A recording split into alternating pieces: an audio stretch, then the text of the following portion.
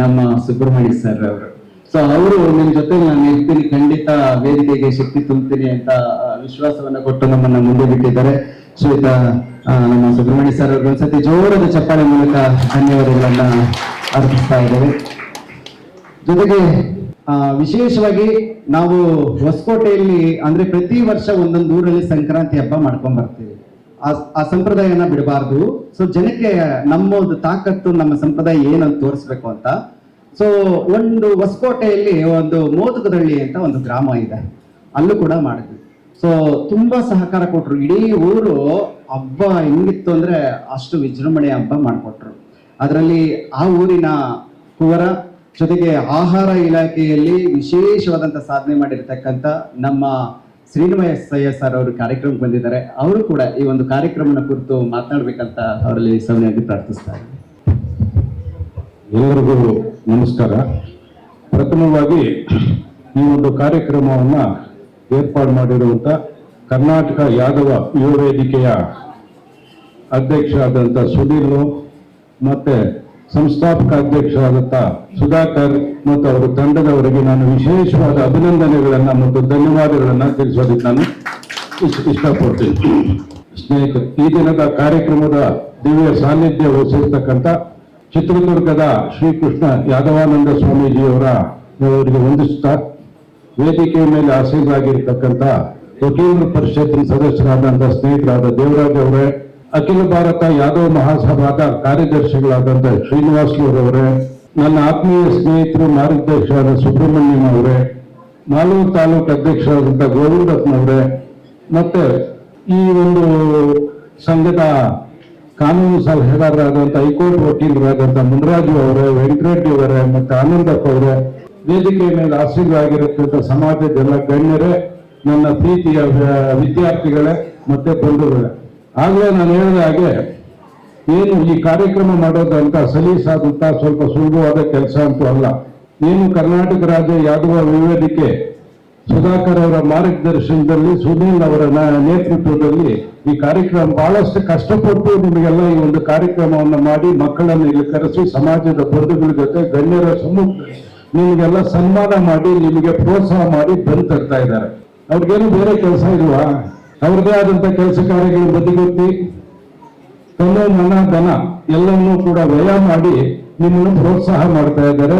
ಸಮಾಜದಲ್ಲಿ ಮಕ್ಕಳಿಗೆ ಯಾರು ಉತ್ತಮ ಶ್ರೇಣಿಯಲ್ಲಿ ಅಂಕಗಳು ಪಡ್ಕೊಂಡು ಯಾರು ಪ್ರತಿಭಾನ್ವಿತರಿದ್ದಾರೆ ಅವರನ್ನ ಕರೆಸಿ ನಿಮ್ಮನ್ನೆಲ್ಲ ಪ್ರೋತ್ಸಾಹ ಮಾಡಿ ಬೆಂತಿದ್ರೆ ಮುಂದಿನ ದಿನಗಳಲ್ಲಿ ನಿಮ್ಮಿಂದ ಈ ಸಮಾಜಕ್ಕೆ ಏನಾದರೂ ಒಂದು ಒಳ್ಳೇದಾಗುತ್ತೆ, ನಿಮ್ಮ ಕುಟುಂಬಕ್ಕೆ ಒಳ್ಳೇದಾಗುತ್ತೆ ಅನ್ನುವಂಥ ದೃಷ್ಟಿಯಿಂದ ನೀವು ಮಾಡ್ತಾ ಇದ್ದೀರಿ. ಅದನ್ನ ನೀವು ಅರ್ಥ ಮಾಡಿಕೊಂಡು ವಿದ್ಯಾರ್ಥಿಗಳು ನಿಮ್ಮ ಜವಾಬ್ದಾರಿಯನ್ನು ಅರಿತು, ಏನಮ್ಮ ಮೊಬೈಲ್ ನೋಡ್ಬೇಡ, ಅಮ್ಮ ಮೊಬೈಲ್ ನೋಡಕ್ಕೆಲ್ಲ ಬಂದಿರೋದು, ಇಲ್ಲಿ ಜನ ಏನ್ ಹೇಳ್ತಾರೆ ಅನ್ನೋದು ಕೇಳಬೇಕು. ಮೊಬೈಲ್ ಇದೇ ನಮ್ಮನ್ನು ಕೆಡಿಸ್ತಾ ಇರುವಂತದ್ದು. ಮಕ್ಕಳನ್ನ ವಿದ್ಯಾರ್ಥಿಗಳನ್ನ ಇವತ್ತು ಅಡ್ಡದಾರಿಗೆ ಹೋಗಿ ತಪ್ಪದಾರಿಗೆ ಕೆಡ್ತಾ ಇರೋದು ಮೊಬೈಲು, ಫೇಸ್ಬುಕ್, ವಾಟ್ಸಪ್, ಇಂಟರ್ನೆಟ್. ನಾನು ಇಲ್ಲಿ ಹೇಳ್ತಾ ಇದ್ದೀನಿ, ಆ ಮಗು ಮೊಬೈಲ್ ಅನ್ಕುತ್ತೆ.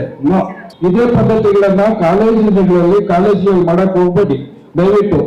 ಈ ಒಂದು ಪ್ರತಿಭಾ ಪುರಸ್ಕಾರ ಕಾರ್ಯಕ್ರಮ 12 ವರ್ಷದಿಂದ ಮಾಡ್ಕೊಂಡು ಬಂದಿದ್ದಾರೆ. 106 ಜನ ವಿದ್ಯಾರ್ಥಿಗಳಿಗೆ ಅವರು ಪ್ರೋತ್ಸಾಹ ಮಾಡಿದ್ದಾರೆ. ಅದರಲ್ಲಿ 100 ಜನ ವಿದ್ಯಾರ್ಥಿಗಳು 106 ಜನ ಮಾಡಿದ್ರಲ್ಲಿ 100 ಜನ ವಿದ್ಯಾರ್ಥಿಗಳು ರಾಜ್ಯ ಮಟ್ಟದಲ್ಲಿ, ರಾಷ್ಟ್ರ ಮಟ್ಟದಲ್ಲಿ ಉತ್ತಮವಾದ ಪ್ರಜೆಗಳಾಗಿ ಒಳ್ಳೆ ಉನ್ನತ ಹುದ್ದೆಗಳಲ್ಲಿ ವಿವಿಧ ಕ್ಷೇತ್ರಗಳಲ್ಲಿ ಅವರು ಬೆಳೆದು ಬಂದ್ರೆ ಅವ್ರು ಮಾಡಿದ್ದಕ್ಕೂ ಒಂದು ಸಾರ್ಥಕ ಆಗುತ್ತೆ. ಈ ಪ್ರತಿಭಾ ಪುರಸ್ಕಾರ ಅನ್ನೋ ಕಾರ್ಯಕ್ರಮವನ್ನ ನಮ್ಮ ಇವರು 12 ವರ್ಷ ಮಾಡಿದರೆ, ನಾವು ಕರ್ನಾಟಕ ರಾಜ್ಯ ಯಾದವ ನೌಕರರ ಕ್ಷೇಮಾಭಿವೃದ್ಧಿ ಸಂಘದಿಂದ 2001-2ನೇ ಸಾಲಿನಲ್ಲಿ ಪ್ರಥಮವಾಗಿ ಪ್ರಾರಂಭ ಮಾಡಿದ್ವಿ. ನಾನು ನಮ್ಮ ಡಿ.ಟಿ. ಶ್ರೀನಿವಾಸು ನಾವೆಲ್ಲರೂ ಕೂಡ ಜೊತೆಯಲ್ಲಿ ಒಂದ್ಸಾರಿ KR-ಪುರದಿಂದ ಬ್ಯಾಂಗ್ಳೂರ್ ಬರುವಾಗ ದಯವಿಟ್ಟು ಸ್ವಲ್ಪ ಜಾಸ್ತಿ ಆಗುತ್ತೆ ಅಲ್ಲಿಂದ ಭಾವಿಸಬಾರ್ದು, ಜಸ್ಟ್ ಮೋಟಿವೇಟ್ ದಿ ಸ್ಟೂಡೆಂಟ್ಸ್. ಅವರಿಗೆ ನಾನು ಹೇಳಿದೆ, ರಾಮಮೂರ್ತಿ ನಗರ ಚರ್ಚೆ ಒಂದು ವೇದಿಕೆ ಕ್ರಿಯೇಟ್ ಮಾಡೋಣ, ನಮ್ಮೆಲ್ಲಾ ನೌಕರರನ್ನು ಕೂಡ ಒಂದು ಕಡೆ ಸೇರಿ ಒಂದು ಕಡೆ ಸೇರೋ ರೀತಿಯಲ್ಲಿ ರಾಜ್ಯ ಮಟ್ಟದಲ್ಲಿ ನಾವು ಒಂದು ವೇದಿಕೆ ಕ್ರಿಯೇಟ್ ಮಾಡೋಣ, ಜನರಲ್ಲಿ ಒಂದು ಅವೇರ್ನೆಸ್ ಬರುತ್ತೆ, ಮತ್ತೆ ಏನೇ ಸಂದರ್ಭ ಬಂದಾಗ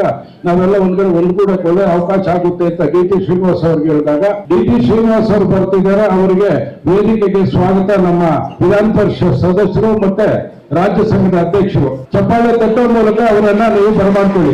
ಡಿ.ಟಿ. ಶ್ರೀನಿವಾಸ್ ಅವರು ವಿಧಾನ ಪರಿಷತ್ ಸದಸ್ಯರು ಮತ್ತು ರಾಜ್ಯ ಯಾದವ ಸಂಘದ ಅಧ್ಯಕ್ಷರು ಅವರಿಗೆ ನಿಮ್ಮೆಲ್ಲರ ಪರವಾಗಿ ಮತ್ತೆ ಕರ್ನಾಟಕ ರಾಜ್ಯ ಯಾವ್ದೋ ಯುವ ವೇದಿಕೆ ಪರವಾಗಿ ನಾನು ಸ್ವಾಗತವನ್ನು ಅವ್ರ ಪರವಾಗಿ ನಾನು ಕೋರ್ತಾ ಇದ್ದೀನಿ. ದಯವಿಟ್ಟು 2002ರಲ್ಲಿ ನಾವು ಶ್ರೀನಿವಾಸ್ ಅವರ ಹತ್ರ ಪ್ರಸ್ತಾಪ ಮಾಡಿದೆ. ನಾನು ಒಂದು ರಾಜ್ಯ ಮಟ್ಟದಲ್ಲಿ ಒಂದು ನೌಕರರ ಸಂಘವನ್ನು ಪ್ರಾರಂಭ ಮಾಡೋಣ, ಒಂದು ವೇದಿಕೆಯನ್ನು ಕ್ರಿಯೇಟ್ ಮಾಡೋಣ, ಅದು ಮುಂದಿನ ದಿನಗಳಲ್ಲಿ ಜನಾಂಗದಲ್ಲಿ ಒಗ್ಗಟ್ಟು ಮೂಡಿಸೋದಕ್ಕೆ ಅವಕಾಶ ಆಗುತ್ತೆ ಅಂತ. ಆ ದಿನ ಅವರು ತಕ್ಷಣ ಅದರ ಬಗ್ಗೆ ಒಪ್ಪಿಕೊಂಡು ಮಾನ್ಯ ಎ ಕೃಷ್ಣಪ್ಪನವರು ಸಮಾಜ ಕಲ್ಯಾಣ ಸಚಿವರಾಗಿದ್ರು. ಅದೇ ದಿನ ವಿಧಾನಸೌಧಕ್ಕೆ ಹೋಗಿ ಅಲ್ಲಿಂದನೇ ಎಲ್ಲಾ ಜಿಲ್ಲೆಗಳಲ್ಲಿ ಮುಖಂಡರಿಗೆ ನಮ್ಮ ಅಫಿಷಿಯಲ್ ಯಾರು ಇದ್ದಾರೆ ಅವ್ರಿಗೆ ಪತ್ರ ಬರೆದು ಅಲ್ಲಿಂದ ಪ್ರಾರಂಭ ಮಾಡಿ ಆವಾಗ ಶ್ರೀ ಡಿ ಶ್ರೀನಿವಾಸ್ ಅವರು ಅಧ್ಯಕ್ಷರಾಗಿಯೋ ನಾನು ಉಪಾಧ್ಯಕ್ಷನಾಗಿ ನರಸಿಂಹಮೂರ್ತಿ ಪ್ರಧಾನ ಕಾರ್ಯದರ್ಶಿ, ಸಂಚಿತಯ್ಯ ಖಜಾಂಚಿ, ಈ ರೀತಿಯಾಗಿ ಎಲ್ಲ ಕೂಡ ನಾವು ಪ್ರಾರಂಭ ಮಾಡಿದ್ರಿ. ಇಡೀ ರಾಜ್ಯದಲ್ಲಿ ಬೀದರಿಂದ ಹಿಡಿದು ಇಡೀ ರಾಜ್ಯದಲ್ಲಿ ಎಲ್ಲಾ ಜಿಲ್ಲೆಗಳ ಮೋಸ್ಟ್ಲಿ ಕೂರ್ಗಿಲ್ಲಲ್ಲ sir Srinivas sir, Coorg 1 or 2 districts ಬಿಟ್ಟು ಇಡೀ ರಾಜ್ಯದಲ್ಲಿರುವಂತ ಎಲ್ಲಾ ಜಿಲ್ಲೆಗಳಲ್ಲಿ ಪ್ರವಾಸ ಮಾಡಿ ನಮ್ಮ ನೌಕರರಲ್ಲಿ ಜಾಗೃತಿ ಮೂಡಿಸಿ ನೌಕರ ಸಂಘಗಳನ್ನ ತಾಲೂಕು ಮಟ್ಟದಲ್ಲಿ ಜಿಲ್ಲಾ ಮಟ್ಟದಲ್ಲಿ ಪ್ರಾರಂಭ ಮಾಡೋದಕ್ಕೆ ನಾವು ಪ್ರೋತ್ಸಾಹ ಮಾಡಿ ಆ ಫಲವಾಗಿ ಎಲ್ಲಾ ಜಿಲ್ಲೆಗಳಲ್ಲೂ ಕೂಡ ನೌಕರ ಸಂಘಗಳಾಗಿದೆ, ತಾಲೂಕುಗಳಲ್ಲಿ ನೌಕರ ಸಂಘಗಳಾಗಿದೆ. ಮತ್ತೆ ಇಡೀ ರಾಜ್ಯದಲ್ಲಿ ಪ್ರಥಮವಾಗಿ ಪ್ರತಿಭಾ ಪುರಸ್ಕಾರ ಕಾರ್ಯಕ್ರಮವನ್ನ ಮಾಡಿದಂತ ಒಂದು ಕೀರ್ತಿ ನಮ್ಮ ಕರ್ನಾಟಕ ರಾಜ್ಯ ಯಾದವ ನೌಕರರ ಸಂಘದ್ದು. ನಾವು ಪ್ರಾರಂಭ ಮಾಡಿದ ನಂತರ ಅದನ್ನ ನೋಡಿ ಬೇರೆ ಬೇರೆ ಸಮಾಜದವರು ಕೂಡ ಪ್ರತಿಭಾ ಪುರಸ್ಕಾರ ಕಾರ್ಯಕ್ರಮಗಳನ್ನ ಮಾಡ್ಕೊಂಡು ಬಂತು. 2001ರಿಂದ 2009-10ನೇ ಸಾಲಿನವರೆಗೆ ಡಿ ಶ್ರೀನಿವಾಸ್ ಅವರ ನೇತೃತ್ವದಲ್ಲಿ ನಾವು ಪ್ರತಿಭಾ ಪುರಸ್ಕಾರ ಮಾಡ್ತಾ ಇದ್ರಿ. ಪೇಪರ್ ಅಡ್ವರ್ಟೈಸ್ಮೆಂಟ್ ಕೊಟ್ಟು ಎಲ್ಲಾ ಜಿಲ್ಲೆಗಳಿಂದ ಪ್ರತಿಭಾನ್ವಿತ ವಿದ್ಯಾರ್ಥಿಗಳನ್ನು ಕರೆದು ಅವರಿಗೆ ಸನ್ಮಾನ ಮಾಡಿದ್ರಿ. 2009-10ರಿಂದ 2019 ತನಕ ಅವರು ನಿವೃತ್ತಿ ಆದ್ಮೇಲೆ ನಾನು ರಾಜ್ಯ ನೌಕರ ಸಂಘದ ಅಧ್ಯಕ್ಷನಾಗಿ ಆ ಕಾರ್ಯಕ್ರಮವನ್ನ ಮುಂದುವರಿಸ್ಕೊಂಡು ಬಂದ್ರಿ.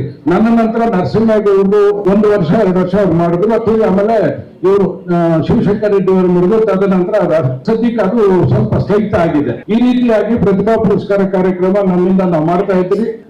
ವಿದ್ಯಾರ್ಥಿಗಳು ಏನು ವಿದ್ಯಾಭ್ಯಾಸ ಮಾಡ್ತಿರೋ ಆ ವಿದ್ಯಾರ್ಥಿಗಳಿಗೆ ನಾವು ಕ್ಯಾಶ್ ಪ್ರೈಸ್ ಕೊಡುವಂತದ್ದು.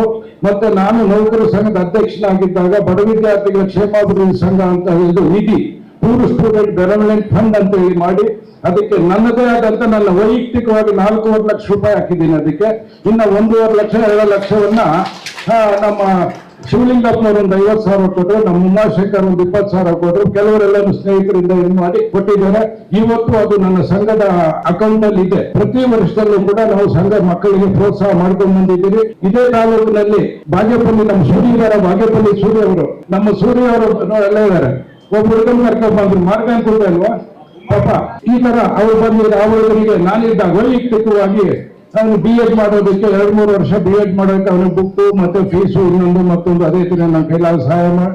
ಶ್ರೀನಿವಾಸಪುರ ತಾಲೂಕಿನ ನರಸಿಂಹಮೂರ್ತಿ ಅಂತ ಒಬ್ಬ ವಿದ್ಯಾರ್ಥಿ ಇದೇ VIT ಇದು ನಮ್ಮ ಆದಿಚುಂಚನಗಿರಿ ಸ್ವಾಮೀಜಿಯವರ ಕಾಲೇಜಲ್ಲಿ ಓದ್ತಾ ಇದ್ದ. ಅವರಿಗೆ ನಮ್ಮ ಶಿವಶಂಕರ್ ರೆಡ್ಡಿ ರೆಫರ್ ಮಾಡಿದ್ರು, ಅಣ್ಣ ಒಂದು ಬಡವ ಇದೆ ನಾವು ಸಹಾಯ ಮಾಡಿ ಅಂತ. ಅವನು 3 ವರ್ಷ BE ಮಾಡೋದಕ್ಕೆ ಕಂಪ್ಲೀಟ್ 3 years ಅವ್ನು BE ಮಾಡೋದಕ್ಕೆ ಕಂಪ್ಲೀಟ್ ಆಗಿ ಅವ್ನ ಫೀಸು ಬುಕ್ಸ್ಗೆ ನನ್ನ ಕೈಲಾದಂಥದ್ದು. ಮತ್ತೆ ಅದಾದ್ಮೇಲೆ ನಾನು ಬೆಂಗಳೂರಿಗೆ ಓದಕ್ ಬಂದ, ನಾನು IAS ಓದಕ್ಕೆ ಡೆಲ್ಲಿಗೆ ಹೋಗ್ಬೇಕನ್ನ ಸಹಾಯ ಬೇಕು ಅಂತ ನನ್ನ ಕೈಲಾದ ಸಹಾಯ ಮಾಡಿದೆ. ಶ್ರೀನಗರದಲ್ಲಿ ಶ್ರೀಲಕ್ಷ್ಮಿ ಅಂತ ಹುಡುಗಿ BE ಮಾಡ್ತಾ ಇದ್ರು, ಅವರಪ್ಪ ಬಂದು ಎಜುಕೇಶನ್ ಸಹಾಯ ಮಾಡಿ ಅಂತ ಹೇಳಿದ್ರು, ಕನಿಷ್ಠ ಮಟ್ಟದಲ್ಲಿ ಸಹಾಯ ಮಾಡಿದೆ. ವಿಜಯಪುರದಲ್ಲಿ ಇಬ್ಬರು BE ನರ್ಸಿಂಗ್ ಓದ್ತಾ ಇದ್ರು, ಆ ಮಕ್ಕಳಿಗೂ ಕೂಡ ಸಹಾಯ ಮಾಡಿದ್ದೀರಿ. ಚಿತ್ರದುರ್ಗದಲ್ಲಿ ಕೆಲಸ ಮಾಡೋವಾಗ ನನ್ನ ಕೈಲಾದ ಸಹಾಯ ಮಾಡಿದ್ದೀನಿ. ಅರ್ಥವಾಯ್ತಾ? ಚಿಕ್ಕಮಗಳೂರು ಡಿಸ್ಟ್ರಿಕ್ಟ್ ಕಡೂರು ತಾಲೂಕಿನಿಂದ ಮಕ್ಕಳು ಓದೋರಿಗೆ ನಮ್ಮ ಕೈಲಾದಂತ ಸಹಾಯ ಮಾಡ್ಕೊಂಡು ಬಂದಿದ್ದೀರಿ.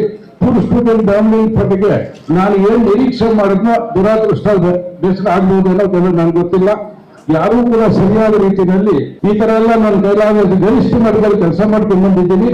ಆದ್ರಿಂದಾಗಿ ದಯವಿಟ್ಟು ಮಕ್ಕಳು ಇವತ್ತೇನು ನೀವು ಈ ಸಾಮಾಜಿಕ ಮಾಧ್ಯಮಗಳು ಏನಿದೆ ಇದ್ರ ಬಗ್ಗೆ ದಾಸರಾಗದೆ ಪುಸ್ತಕದ ಮೇಲೆ ನಿಮ್ಗೆ ಗಮನ ಆಗಿಟ್ಟು ಇವತ್ತು ಏನ್ ಮೆರಿಟ್ PUC ನಲ್ಲಿ SSLC ನಲ್ಲಿ 75-80 ತಗೊಂಡಿದ್ದೀರಿ, ಇದೇ ಶ್ರೇಷ್ಠತೆಯನ್ನ ಗರಿಷ್ಠತೆಯನ್ನ ನಿಮ್ಮ ಮುಂದಿನ ದಿನಗಳಲ್ಲಿ ನೀವು ಕಾಪಾಡಿಕೊಂಡು ಬಂದ್ರೆ ನಿಮ್ಮ ತಂದೆ ತಾಯಿಗಳಿಗೂ ಶ್ರೇಯಸ್ಸು, ನಿಮಗೂ ಶ್ರೇಯಸ್ಸು. 6 ವರ್ಷಗಳ ಕಾಲ ನೀವು ಕಾಲೇಜಲ್ಲಿ ನಿಮ್ಮ ಮನಸ್ಸನ್ನ, ನಿಮ್ಮ ಯೋಜನೆಗಳನ್ನ ಹಿಡಿತದಲ್ಲಿ ಇಟ್ಕೊಂಡು ನಿಮ್ಮ ಗಮನವನ್ನ ಪುಸ್ತಕದ ಮೇಲೆ ಇಟ್ಟು 6 ವರ್ಷ ಕಷ್ಟಪಟ್ಟರೆ 60 ವರ್ಷಗಳ ಕಾಲ ನೀವು ಸುಖವಾಗಿರ್ಬಹುದು. ನೀವು ಸುಖವಾಗಿ, ನಿಮ್ಮ ತಂದೆ ತಾಯಿನೂ ಸುಖವಾಗಿರ್ತದೆ. ಮಕ್ಕಳು ತಮ್ಮ ಮಕ್ಕಳು ಬೆಳೆ ಚೆನ್ನಾಗಿ ನಿಮ್ಮನ್ನು ನೋಡಿ ನಿಮ್ಮ ತಂದೆ ತಾಯಿ ಗುರುತಿಸ್ಬೇಕು. ಲಕ್ಷ್ಮಿ ಅವ್ರು ಬರ್ತಾ ಇದ್ದಾರೆ. ಲಕ್ಷ್ಮಿ ನೋಡಪ್ಪ, ರಾಮಕೃಷ್ಣಪ್ಪನವರು ಎಷ್ಟು ಚೆನ್ನಾಗಿ ಓದಿದ್ದಾಳೆ, ಒಂದು ಹುದ್ದೆಯಲ್ಲಿದ್ದಾಳೆ, ಒಂದು IT ಕಂಪ್ನಿಯಲ್ಲಿ ಇಂಜಿನಿಯರ್ ಆಗಿದ್ದಾಳೆ, ಒಂದು ಡಾಕ್ಟರ್ ಆಗಿದ್ದಾಳೆ.